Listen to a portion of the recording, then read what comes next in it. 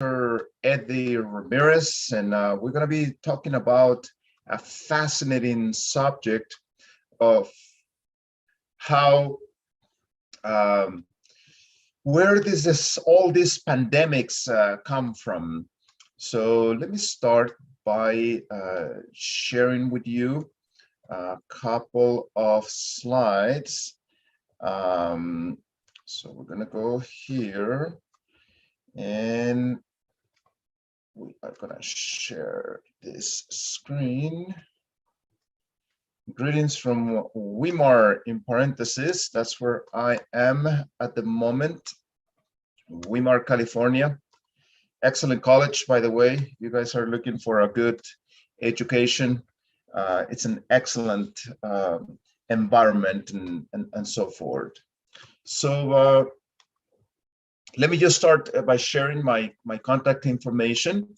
I'm going to be sharing a couple of my research. I have more than 140 published studies. You can access that information by putting on Google Francisco, like San Francisco, Francisco Ramirez ResearchGate. That'll take you to where my research is. And also a couple of things I'm going to be sharing with you. You're also going to find them there in that ResearchGate page. I also have a very active Twitter account in which I talk about lifestyle medicine, spirituality, and it kind of motivates you to do those positive changes in the long term. When I do seminars and things, you can find that information there. Eddie RDMD, as well as a YouTube page, dreddieramirez.com. There's many videos there, some in Spanish, some in English, some in other languages. And if you want to come and travel with me, there's an Instagram page there, Dr. Eddie Ramirez, if you want to see what I am seeing around the world. So in this presentation in particular, I'm not going to talk about the practical things of what to do to improve your immunity and so forth. You can go ahead and get this guide. This is a guide that I wrote together with Dr. Todd Guthrie and Dr. Roger from California. In that ResearchGate page I told you, you can download this guide for free. It tells you everything you need to be doing in a routine and so forth to improve that immunity. And also, you know, I have published on many subjects. This is one of them. We're showing here that high blood pressure responds beautifully to intensive lifestyle changes. 93% of the people doing the lifestyle changes were able to help them drop all medication. And this other one on hydrotherapy. In this study, I am documenting how hydrotherapy is one of the best preventions and treatments for COVID-19. And I also wrote a book about coronavirus and pandemics in general. In fact, some of the things I'm going to be talking about today, if you want more information about them, you can go to this book that I wrote. Just go to pandemicbusters.org. That's the website of the book. The book is being released in multiple languages. Russian is going to be the next one. It's 9 languages. It's being translated at the moment. Swahili is coming up very soon.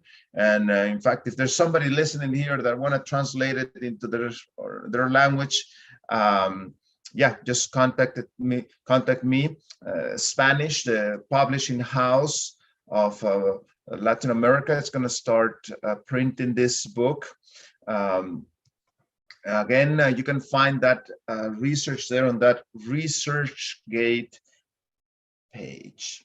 So let us talk about the origin of pandemics. Let's have a word of prayer. Our Father, as we learn more about where these problems that the world is facing, we ask you for wisdom.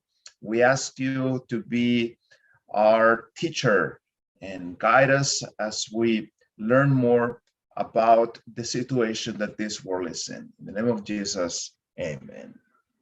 So It's interesting that Matthew had some insight about the things that we were going to be facing in today's world.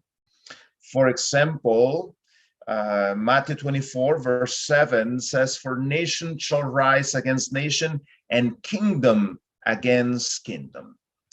Question, is there any problems with rumors of wars or wars today? Absolutely, isn't it? You just open the newspaper and you will see one after another of possible conflicts or conflicts that are taking place in front of our own eyes. It says there that there shall be famines. Is there any famines in today's world? It's interesting because you have both extremes. You have the places that the overabundance or ultra refined foods are causing tremendous health problems with obesity and hypertension and diabetes and these type of things. And at the same time, you have some areas that there's just not enough food and people are struggling. In fact, this year I've been to 9 countries, and I've witnessed this with my own eyes in some of the areas I've been to. And yes, you know, United Nations calls 20 hunger spots around the world. This is from this year. You know, so this is not something that happened 20 years ago or something. You know, this is something that is currently happening in our world. There shall be earthquakes in diverse places. Is there any earthquakes around the world? Look at the fascinating statistic. See, when you see the number of earthquakes, 6.0, from the period of time of 1900 to 1910, there was only 3 earthquakes in that 10-year period, 6.0 and above. You know, 6.0, it starts to get intensive. I grew up in an area that there were earthquakes. While if you calculate from 1990 to 2000, there was 943 earthquakes worldwide. So you're talking about 341% more earthquakes today than in that time.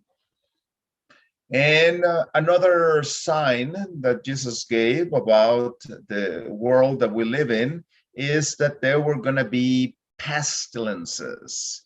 Anybody knows if there's any pestilences around the world today? Absolutely, isn't it?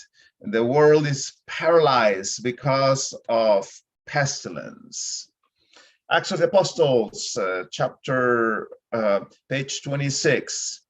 It says there that there are in the world today many who close their eyes to the evidences that Christ has given to warn men of his coming. They seek to quiet all apprehension, while at the same time the signs of the end are rapidly fulfilling. The world is hastening to the time when the Son of Man shall be revealed in the clouds of heaven. And that's what we're seeing. The signs around us are there. We can even talk to secular people, and secular people can even tell you things are not right. Something is happening around us, and they can see it. Now, we have insight about it due to the inspired word, isn't it? So one of the main threats that humanity faces, and this is not my opinion, this is top experts around the world, is what is called the emerging infectious diseases. These emerging infectious diseases you can classify them as two groups of them. One, there's a big group of diseases that are new diseases, as we'll see that in a minute. In other words, 30, 40, 50 years ago, they didn't exist, period. And they are tremendously dangerous diseases. Notice that I'm using the plural. It's not just COVID, as you will learn today. And the second group of emerging infectious diseases are those that in the past had caused problems. We thought they were controlled, and they're coming back again, those diseases. So those two groups of diseases are the ones that are called emerging infectious diseases. Now, there is going to be a new pandemic that we are expecting, and we'll talk about it today. If you thought that COVID-19 was bad, wait till you see this new one that is coming. And this is when it's going to be called the infectious influenza. Think about infectiousness like COVID, but mortality rate of 40, 50%. I mean, this is going to be nasty. We're going to talk about where this disease will be coming from. So this pandemic influenza is going to be something else. So let me just share with you the origin of one of these emerging diseases. 1981, that's when Ronald Reagan was president of America. If you want to put it in your head, you know how long ago this happened. And in 1981, the Organism for Public Health in America puts out a report. You can actually sign in to this report for free. You'll get it on your email. It's called the MMWR report. And this report, they were documenting how there was a small group of homosexual males that were developing a very strange pneumonia. We as doctors, we see pneumonia often in the clinical setting, in the hospital and in the outpatient clinic. And the type of pneumonia that these people were developing was very strange. This is not your usual pneumonia that you see. And did you know that this is the very first time in the scientific world that AIDS was documented? See, that was the humble beginnings of AIDS, with that small number of homosexual males. Today, especially you guys that are listening to me from South Africa, you know what tremendous impact HIV has caused in multiple countries around the world. From a handful of people, now 36 million people have died of AIDS. Now, internal drug use, promiscuous sexual behavior, this thing has spread this disease all over the place. But the question is, where did it come from? Today, we're going to be learning, actually, where did AIDS came to humankind? Now, as I mentioned to you, this is not just COVID-19. It is many new diseases that are these emerging infectious diseases, from COVID-19 to HIV, to the West Nile virus, to Lyme disease, to Ebola, and many other diseases. Where are these diseases coming from? And actually, what we can do to at least help decrease some of the impact of these new diseases. So there's a science by the name of medical anthropology. So medical anthropology, what it does, it studies diseases to try to find out where the disease came from. For example, smallpox. Did you know that smallpox came into the humans by close contact with camels?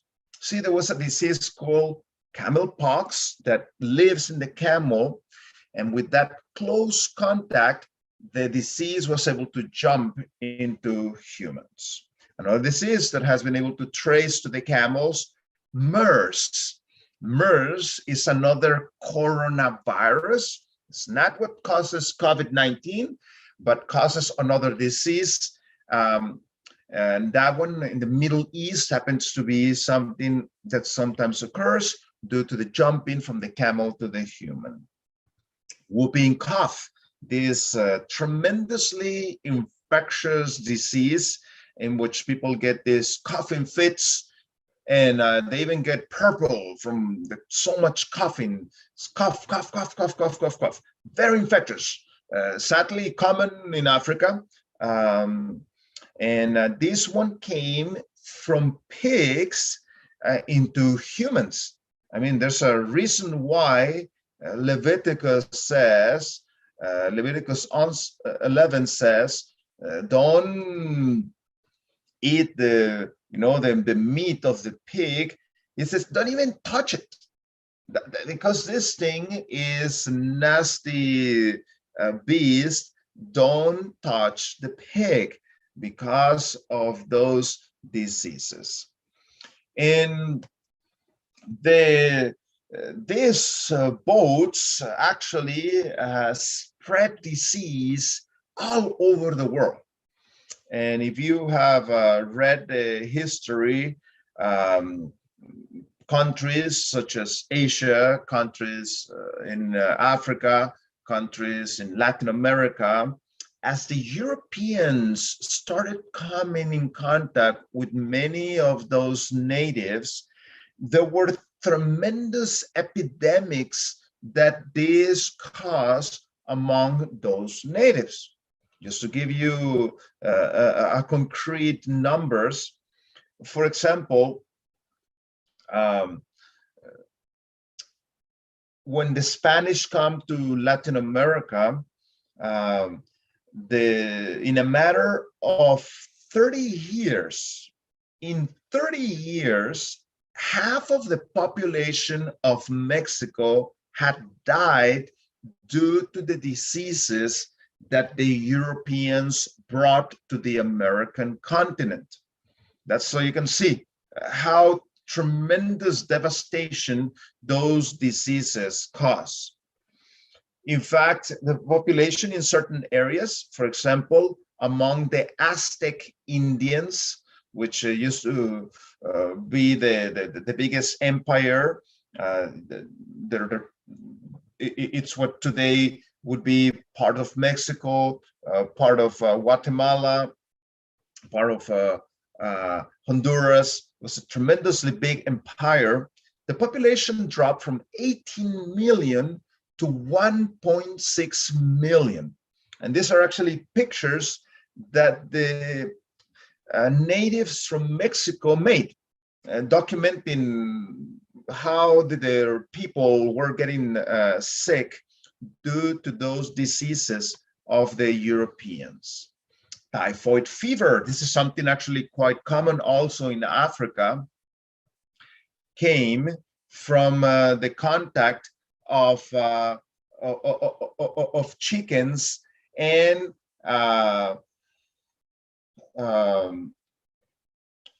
in that way, typhoid fever jumped into the humans. Sadly, a very common disease, very infectious disease. In fact, every egg you touch, the majority of those eggs actually have typhoid. This is a bug that naturally lives in the intestine of the chickens. And because of today's industrialization, you have these machines that pick up the chickens and carry them. This thing just spreads this disease everywhere. Every chicken you touch has typhoid fever. Not only has typhoid, has salmonella, listeria, E. coli, all kinds of diseases. And human measles, this disease that has killed 200 million people, came from the contact of cows and sheep. That's the way that the disease jumped into humans. Influenza, that disease, that on a regular basis hits humankind, it came from the contact of ducks and humans. Now, I want you to think a little bit in your head. Do you think that the duck that is flying there in the sky, that's the one that caused this disease to the humans? Not necessarily, isn't it? In order for that to cause a disease, you have to be really close to the duck. So in that way, the duck was able to sneeze, and then it was able to infect you. So you had to domesticate this animal for it to infect you. Again, there's a reason why God had said the duck is an unclean animal. It was a mistake to domesticate this animal. You should have let him, fly free. In that way, you would have never brought the influenza to us. Leprosy, also sadly a disease that many countries in Africa still struggle with. It came from the water buffalo, this animal that you can see there. The water buffalo infected humankind, but also from armadillos. It's not a good idea to touch or eat armadillos. There's people that actually do that. That is not a good idea at all. And the common cold, did you know that there was a time that only the horses had the common cold? The common cold jumped from the horse into the humans. It's an excellent book if you're interested in the topic. I have this book, Gone, Germs, and Steel, from Jared Diamond. He does a brilliant job documenting how the contact with certain animals cause many diseases to jump into humans. In fact, he explains how when the Europeans arrived to many areas of the world, 95% in some areas of those natives were wiped out because of the diseases of the Europeans. But this is the funny thing. The diseases jump from the Europeans to those natives, but not the other way around. Of course, there was a few diseases here and there, but not as much devastation as the ones that the Europeans brought to natives literally around the world. So why is that? Because there was no plagues. In fact, in his chapter 11, in what he calls the little gift of livestock, he starts documenting that process of infectiousness and how this end up devastating so many populations around the world. So why did the natives didn't have these diseases? How come the Europeans had them? Because of the domestication of animals. See, around the world, the majority of the countries didn't have domesticated animals. This was something very European. When you go and read the history, for example, South Africa and so forth, they didn't have herds of animals. What they had was it was mostly following. They would cultivate the ground, and whatever the ground gave them, they would eat. Yes, sometimes they would eat some animals, but they didn't have like the group of chickens, like the group of pigs, like the group of cows. How do we know that? Because those animals, the majority of those animals were brought by the Europeans. Those animals were not in many places around the world. So in the meanwhile, the Europeans had kept these animals for a long time.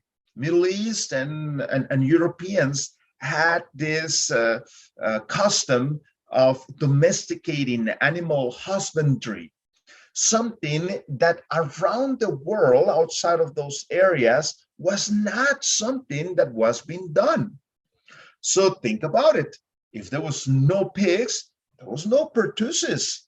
If there was no chickens, there was no typhoid fever. And we could go through the list over every single one of those diseases we just talked about, and you will see that those diseases were not present. Well, at the same time, if you go and read the history in Europe, you will see that epidemics were something common in Europe. One epidemic would come and boom, wipe thousands and millions of people. And then another one would come, and then another one would come. And it was something that was coming over and over and over and over. So just to give you some examples, the plague of Justinian was killing 10,000 people per day. The Black Death, half the population of Europe disappeared secondary to that. The Italian plague, 1/3 of what it was called the Republic of Venice wiped out. The plague of London, 8,000 people dying per week. The plague of Marseille, 100,000 people. The third plague, which was not too long ago, 15 million people. So with the advent of certain interventions, we thought that we had things under control. As the spread of the principles of hygiene started to become part of societies, as the coming up of antibiotics, vaccines, the amount of infectious diseases decreased dramatically, to the point that we thought that we were going to control every single infectious diseases. And in fact, in the 1950s, in the 1960s, they thought that infectious diseases was going to be something that was only going to be written in the past. It was just something that happened, many years ago, and today we're not going to have those diseases due to the public health interventions. So something fascinating happened. See, the amount of infectious diseases as those public health interventions started to put on, it started to decrease dramatically. And then suddenly, around the 1950s, around the 1960s, the number of infectious diseases started creeping up very dangerously worldwide. So it has happened to occur due to changes in morality and behaviors of humans around the world. For example, let me share with you this fascinating story. I'm originally from Mexico, and when I was in my 20s, I moved to Norway. I actually speak Norwegian because I lived there for many years. And when I got to Norway, I realized that Norway was very different from Mexico. Norway, as you guys are aware of, is a very stable country. Uh, there is the corruption and so forth is very minimal there. The wealth is distributed very equally there. There's not such thing as the bad side of town and the good side of town. Everybody has it very nicely. From the guy that his job is to clean, to the engineer, both of them have it very nicely, economically and so forth. Therefore, criminality and so forth, your neighbor is not in need of going and stealing from you, so yeah, very different country from Mexico. So I asked myself the question, why is Norway so stable, so different from Mexico?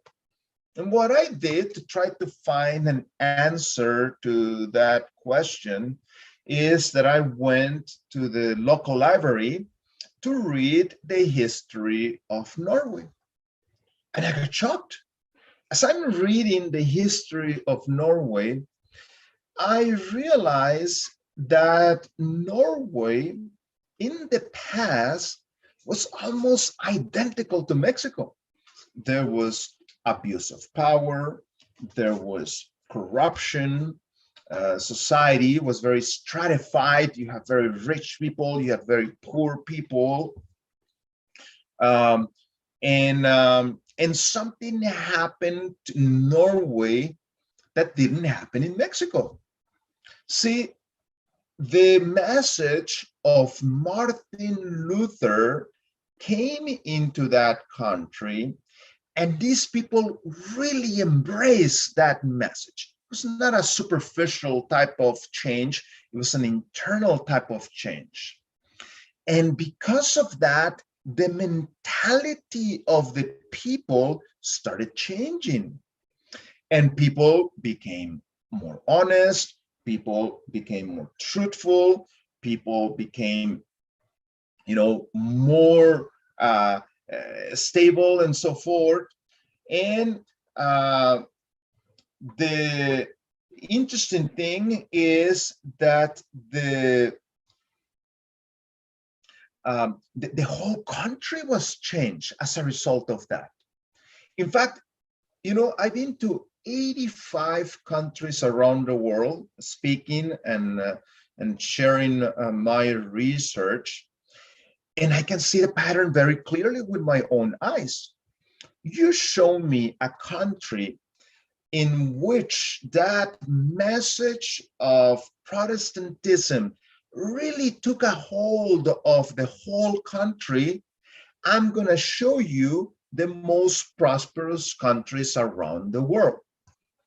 And you have, for example, Canada, America, you have Iceland, Norway, Sweden, Finland, Denmark, Germany, Switzerland, England. See, these are the countries that people risk their lives to move there. Yes or no? Isn't it?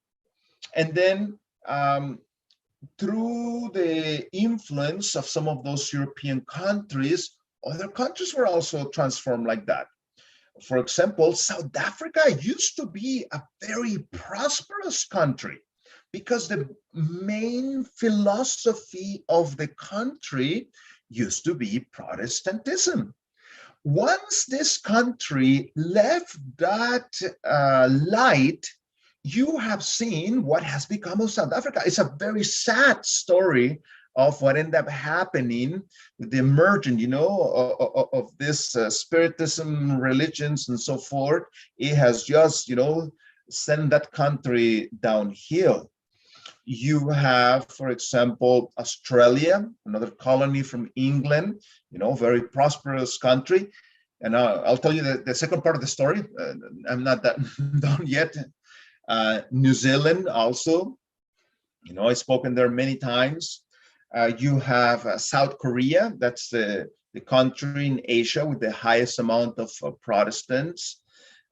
You have Japan, a country that the English, the Americans were there before the Second World War.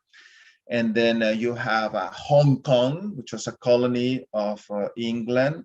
You have Singapore, tremendously prosperous country, Singapore. I've spoken there in the past. You can just you cross the border from Singapore into Malaysia. It's part of the same peninsula. Man, it's another world there. You're just going to a different world there.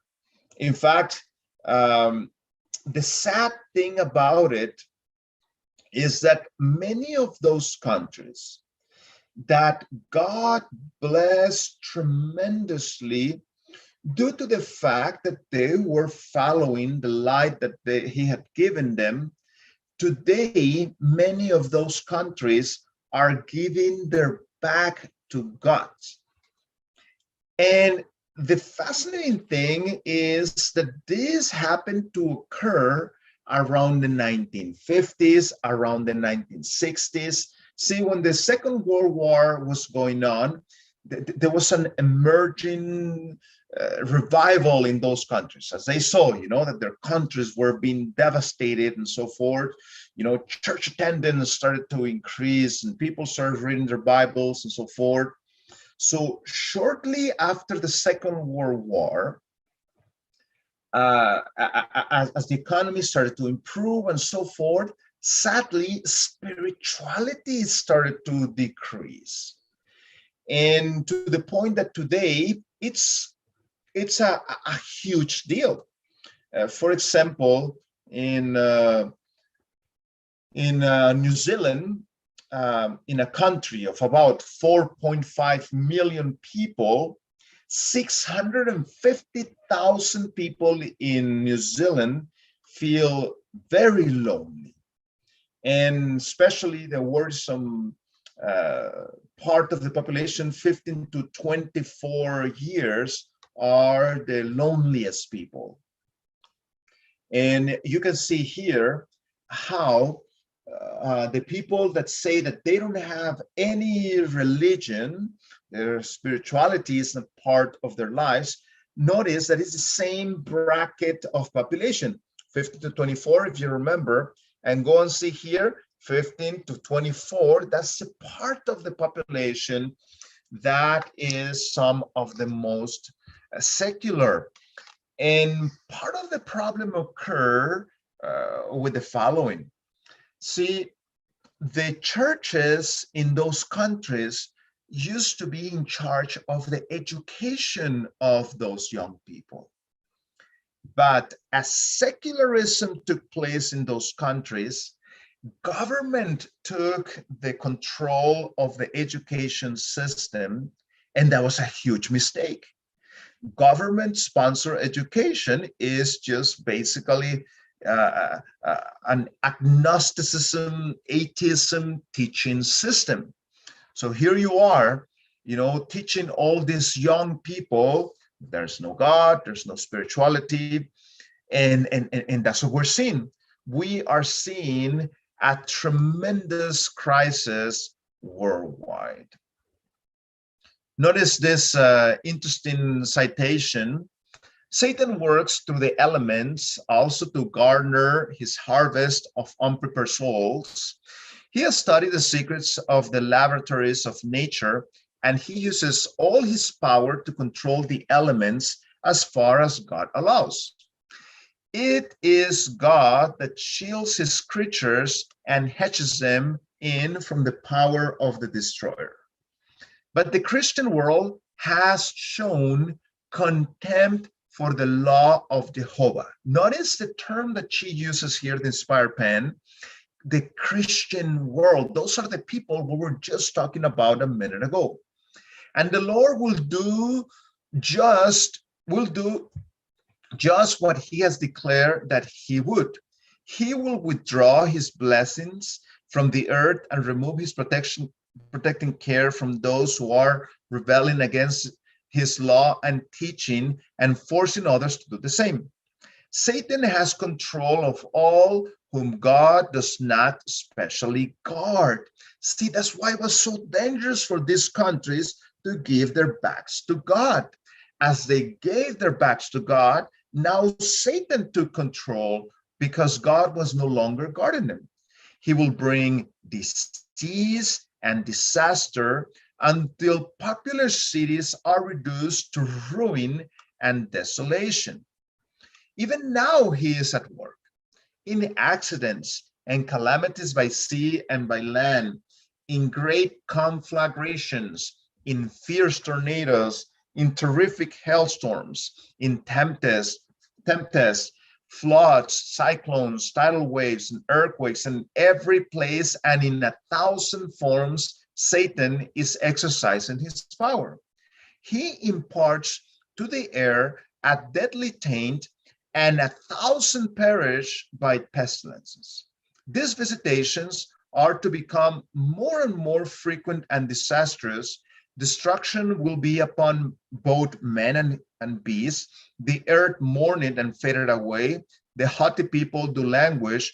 The earth also is defiled under the inhabitants thereof, because they have transgressed the laws, changed the ordinance, and broken the everlasting covenant. So can we see where many of these diseases are coming from? Because of the people giving their back to God. And that's what you're seeing. For example, when you see the suicide rates around the world, you show me the most secular countries on earth, I'm going to show you the most suicides around the world. And sadly, it is the very secular countries. For example, you look at the American continent, who is the country that has the highest suicides? Cuba, communist Cuba, where spirituality, is not promoted and so forth. You'll be surprised at Australia.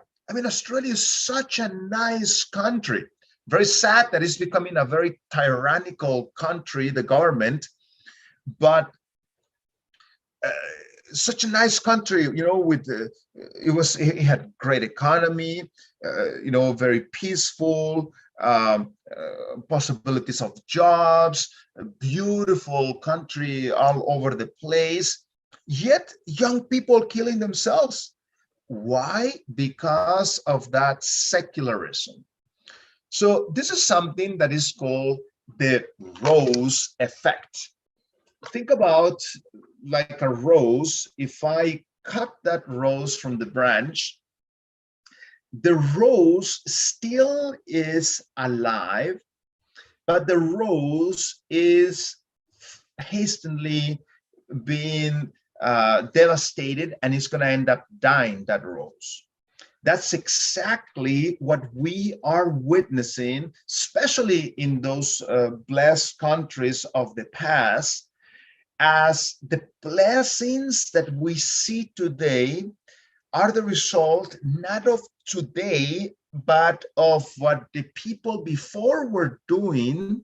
So that rose is starting to die. And that's what we're seeing here in America. I don't know if you've been following the news, places like San Francisco, Los Angeles, gangs just come in, break the windows, go and steal things. I mean, stuff like that would never, ever happen in this country in the past, because we're seeing the rose effect. And you can see, especially during that time that I was telling you, around the late 1950s, 1960s, that's when things started going downhill worldwide, morally speaking. For example, percentage of teen girls having premarital sexual relationships. Notice 1963, that's exactly when things started picking up and the numbers started going up. Number of sexually transmitted diseases in people 10 to 14 years old. I mean, this type of things shouldn't happen, this type of age. But notice tremendous increase. Birth rates of single girls, ages 10 to 14, tremendous increase. In other words, an increase of 553% of pregnancies. Out of wedlock births, as percentage of all births, notice how this started to go up. Single people living together, they're no longer, married, they're just boyfriend and girlfriend, and look at the tremendous increase. Amount of divorces, child abuse up 2,300%, illegal drug use up 6,000%, violent crimes up 995%. This is the score. In America, you have to take this test in order to go to university. Notice how since 1963, the average score actually has just gone down. Suicide teens. So from 1975, we had 30 new diseases that we had never heard of. And the number of emergent diseases is just going up worldwide. And sadly, Botswana, South Africa, there's also being affected by these emerging infectious diseases. So even countries, even organizations like the World Health Organization, the amount of disease just keeps on increasing. And notice what it says here, page 17, depending on the present policies and actions, this situation will lead to a catastrophic storm of microbial threats. So 1975, we had many diseases, again, that we had never, ever heard in our lives. This is an example of an new American disease called Lyme disease. It gives this type of mark in the skin. They call it the bull's eye mark. A disease that is relatively common today, yet before 1975, nobody knew that that disease existed. And you can see here, today in 50 states, this disease is present in America. So how did this disease came about? Well, it came about, the players on this disease are a tick, a white-footed mouse, and the deer. And this happened because people started cutting down the forest and started going very deep into the forest to move from concentrated cities. And as they did that, they disturbed the animal life. So think about it. Let's say you go in a forest and you cut wood and then you put a house there, and there's not too many people around you. Now, because of that, there's going to be all kinds of animals next to you. Now, who would you rather have next to you?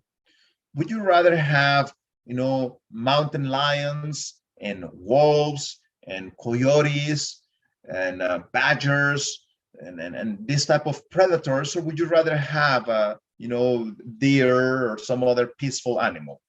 So of course, you want the peaceful type. So what they did, they started shooting, they started killing those predators, and the predators used to keep in check those other animals. So now this unbalance started causing a tremendous disaster. Now you have this number of animals that used to be in control, now the tremendous growth of them. So now, because there's too many animals, now the ticks that carry the disease, now they have a lot of food, so now they can multiply tremendously. And what happened? populations go in a wave, and when the wave of population decreases, well, disease just comes and spreads to humans. And the second thing, as they may roads and things, they interfere with the paths that these animals move. So now humans are in contact with these people, and now you have all these hungry ticks. Well, they end up biting the humans, and this started spreading a disease that used to be only in animals. Now it came into humans. Another example of how diseases jump into humans with these emerging infectious diseases.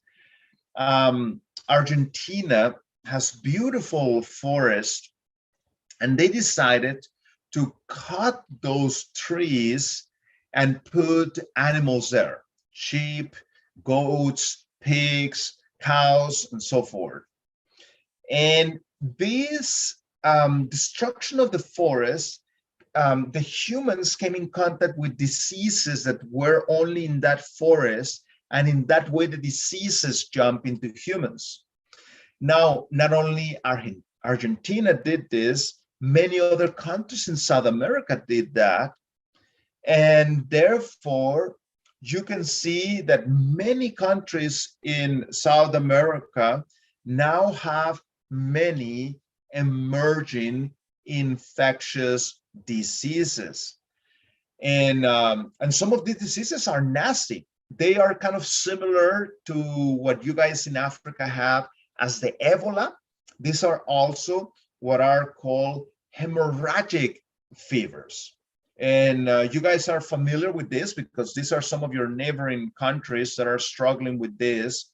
So you have all these emerging infectious diseases in Africa, from the yellow fever to the Rift Valley disease, to the Marburg virus, to the Lassa virus, to the Ebola, to the Crimean Congo virus. You guys are familiar with these things because these things are close by to you guys. And these are what are called the hemorrhagic fevers. They are not nice diseases. You know, you're bleeding from all of your orifices in your body. How did they come from? Is it just bad luck? Not necessarily. Let me tell you the story. The reason why many of these diseases came about is because they were they found out that there was very good quality wood in many of the African countries. So they sent crews of workers deep into those forests. Now think about it. You are a worker in one of those forests, and you're supposed to be there for a couple of months to work cutting those trees. Now, what are you gonna eat? Man, you can only bring food for like a week, 2 weeks, and then you run out of food. There's no stores there in the forest. There's no, cultivation and things already there that you can go and harvest things. What are you going to eat? So people started killing primates, the famous bush meat that many of you guys are familiar with that term. And it has been documented 26 species of primates, from gorillas to chimpanzees and all kinds of monkeys, being killed for food. And then they brought some of that into the cities. So now this thing became common, and diseases that were only in those monkeys started jumping into the humans. This has been very well documented in the scientific literature. For example, Ebola, that's exactly where the Ebola came from. There's a reason why God had said, don't eat those foods. Not only primates, but other animals that live in the forest, which happen to be unclean animals. That's what caused the Ebola to jump into the humans. And did you know that that's the way that AIDS came to humans? See, HIV was a disease that was a virus that used to be in certain monkeys. And somebody that was probably hungry trying to get one of these monkeys, there was probably some fight, the monkey bit him, this guy caused the monkey to bleed, and then that blood came into the humans. That's how HIV jumped into the humans. Now, sexual immorality and all these things, man, it's practicing all over the world. And you guys live in some of those countries that are tremendously devastated by this HIV. So sadly, the same story happened to occur in Asia. And here you have all these different animals that are put together. I'm telling you, this is not gonna end up well. Right now, they are talking about, oh, this was a virus that escaped of the laboratory. In my personal opinion, I believe this is where this came from. I've spoken in the majority of the countries in Asia. I've seen this thing in firsthand. I'm telling you, this is not going to end up well. And this is not the only one that will be the last one. And in closing, the pandemic influenza I told you at the beginning, this is where it's going to come from. See, this is not natural. This is mean. You have all these chickens in one place, poor ventilation, no fresh air, no sunlight to disinfect, feeding them all this artificial junk, giving them all this antibiotic. I'm telling you, this is not going to end up well. In fact, we have had some beginnings of that virus emergence, but we don't have the right mutation. One of these days, we're going to have the right mutation, and you're going to have what is called an avian flu, and also one that is going to come from the pigs, or the combination of both. And I'm telling you, this is not going to end up well. This is something that shouldn't be allowed. You shouldn't be allowed to have this. The majority of the eggs that you buy in the market come from there. This is not a good idea. Another emerging pathogen, Streptococcus suis, tremendously nasty disease. And Nipah virus, a virus that kills between 40 to 70% of the people that get it. Where did it come from? From pigs, okay? And notice this one, fascinating study. In this study, they were analyzing who has antibiotic resistance.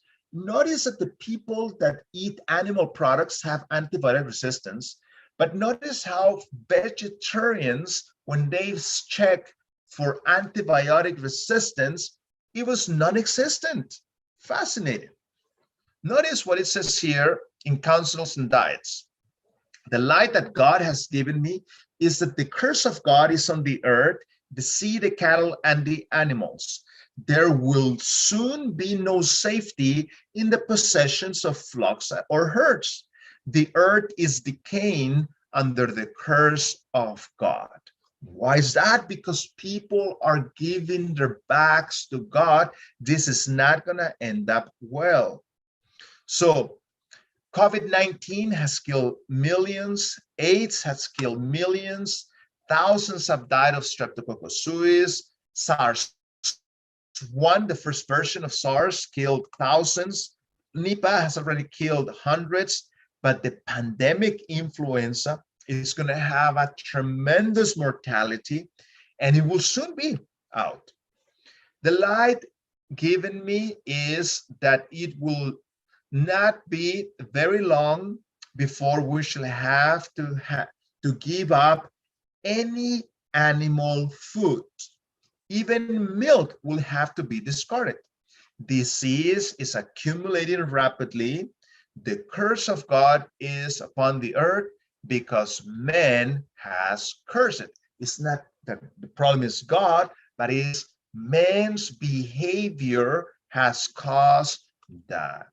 So let us leave those animals alone And even though we see around us, like the disciples were seeing that their boat was going to sink and there was no human way possible to survive that storm, still with Jesus, they were able to conquer that storm. And this is going to happen, you know, with the help of God, we are going to be able to pass through this storm that we are facing, because God has not given us a spirit of fear, but of power and of love and of a sound mind. May God bless you. May you be able to make better choices, and may you be able to have some hope as we're seeing things around our world, that God still is in control and our choices have consequences. Let us pray. Our Father, we thank you that you have given us this important message.